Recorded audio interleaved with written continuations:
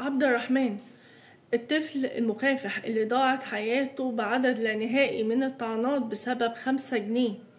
عبد الرحمن، الطفل اللي بيساعد أهله في المصاريف، الطفل المتفوق المكافح الشاطر، بيلعب رياضة كاراتيه وبرغم من كده بيشتغل وبينزل بيساعد أهله بسبب إصابة والده بإعاقة، فبيشتغل في السوبر ماركت بتاع قرايبه. حظه المنيل انه في يوم من الايام جه ودخل عليه البلطجي دوت اللي تقريبا مفيش حد في الشارع عارفه غير ان هو بيشتغل في في كوافير قريب جدا من المكان اللي بيشتغل فيه عبد الرحمن. دخل وكان عايز عيش وجبنة، فقال له ان كيس العيش ب15 جنيه، وقال له طب هات ب10 جنيه جبنة، فالحساب كلي كان 25 جنيه. فقال له لا، انا هدفع 20 جنيه، انها بلطجة، عاجبك مش عاجبك هوريك. فعبد الرحمن قال له ما ينفعش، انا شغال في المكان، يطردوني يمشوني ويقطعوا عيشي. فقال له لا، هو كده هتاخد 20 جنيه وانا هدفع 20 جنيه، انها بلطجة. فعبد الرحمن قال له ما ينفعش، فراح قال له طب خلاص انت هتشوف. وفعلا اعطاله الحاجات ومشى وسابه. وبعد كده هو عدى الوقت وراح جاب له سلاح ابيض وانتظر عبد الرحمن. في الوقت ده كان عبد الرحمن راح يجيب سندوتشات. المحل ده من سلسلة محلات تابعة لولاد عم ابو عبد الرحمن، وهو كان شغال في مكان تاني. بس سبحان الله ابن عمه من فترة قريبة شاف الولد ذكي ومتفوق، فقرر ان هو يعني يساعده ويخليه يجي في محل كبير زي ده من المحلات، مش محل صغير من الاماكن اللي كان بيشتغل فيها. انت عمره ان هو يجي في المكان ده عشان ينتهي فيه. بيقول ان الراجل اللي هو البلطجي ده اللي انتوا شايفينه راح واشتغل سلاح، برغم ان هو مفروض كان معوش ال5 جنيه، بس لا، النية الانتقامية اللي عنده ان هو يتخلص من طفل عنده 13 سنة والراجل ده عنده فوق ال35 سنة. وراح شاف عبد الرحمن فين وسألوا عليه في المكان اللي بيشتغل فيه، قالوا له عبد الرحمن مش موجود. راح ورجع تاني، فين عبد الرحمن؟ قالوا له مش موجود. راح والتالت مرة، فقالوا له لو انت عايز حاجة قول لنا عايز ايه واحنا هنبلغه. فقال لهم لا، انا عايز عبد الرحمن. كان عبد الرحمن راح يشتري السندوتشات زي ما قلت لكم ليه ولولاد عمه اللي موجودين معاه في المحل. فهو كان عرف وراح له المحل اللي بيشتري منه السندوتشات وفعلا انتظروا. كان ساعتها الطفل ده يعني خفيف وكده وكان محبوب من كل الناس، وكان واقف بيرقص وبيهزر قبل ما يموت بدقايق.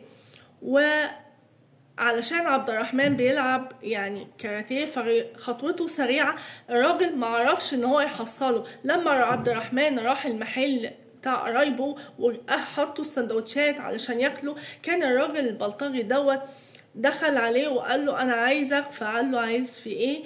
قال له انا عايزك بس بره، وطلع بيه بره وكتم نفسه وقعد يضربه طعنات عدد لا نهائي، محدش عارف قد ايه طعنات دي. طبعا الدنيا اتلمت والدنيا اتقلبت.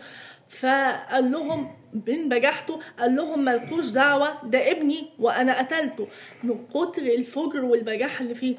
لغاية الاب بيقول انا كنت نايم وكنتش حاسس ولا عارف ايه اللي بيحصل، لحد حد من قرايبه بيقول له الحق ابنك اتذبح. ايوه، قال له الكلمة دي. هو الاول قال له اتقتل وبيقتل في حد تاني. واحد دخل عليهم وحكى له القصة على السريع. الأب عشان مش مستوعب، هو بيحسب اتقتل من كتر الضرب، يعني زي بيقولها أنا هموتك أو هقتلك من الضرب.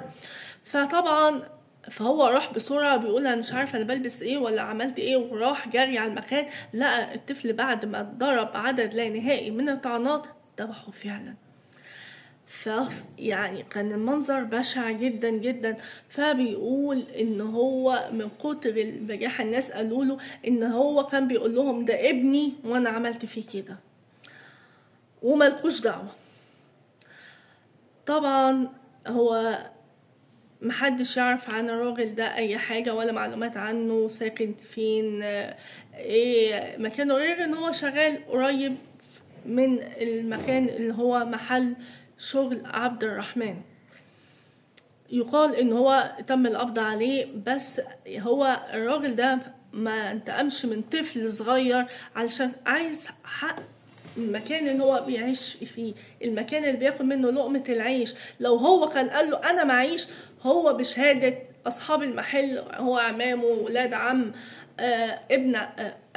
ولاد عم والد عبد الرحمن، كان هيديهم له الاكل الحاجات من غير اي فلوس. بس هو كان داخلها بلطجة، حتى انه كان داخل الولد بيقول له كام كيس العيش ده، بيقول له ب15 جنيه. فالولد بيقول له هو قاعد على الكاشير، فطبيعي مش هيقوم من على الكاشير وهيجيب له الحاجات. فهو قال له طب اتلفاه يعني هاته خده.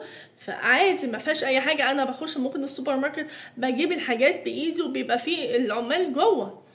فقال له انا اخده يعني اتلفيه انا. قال له عادي.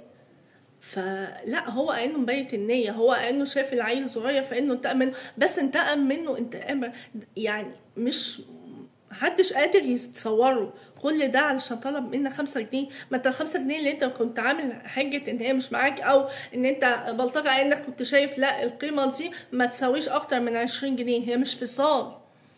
ده انه كان بيفاصل، لا هي تسوى 20 جنيه، خلاص ما تدفعش، ما تعملش، هات باللي على قدك باللي معاك. لو كانش معاك فعلا، بس انت كان معاك لان انت رحت قاصد تشتري سلاح ابيض علشان تتخلص من الطفل البسيط الغلبان ده اللي بيساعد امه وابوه.